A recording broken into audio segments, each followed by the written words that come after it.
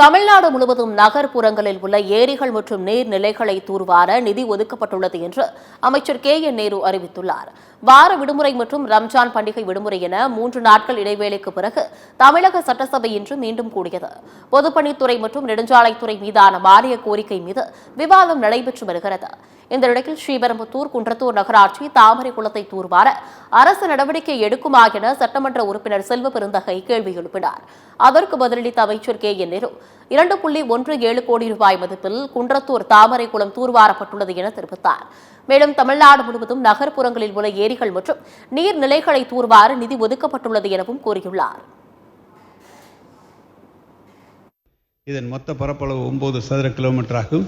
மொத்தம் 17,946 குடியிருப்புகள் உள்ளன. நகராட்சிக்கு உட்பட்ட வார்டு எண் 26, நிலவலை எண் 1401 அமைந்துள்ள தாமரைக்குளம் பலவராயன் குளம் தூர்வார் செப்பனிட்டும் பணி 2.12 212 லட்சம் மதிப்பீட்டில் முடிக்கப்பட்டு பொதுமக்கள் பயன்பாட்டில் உள்ளன.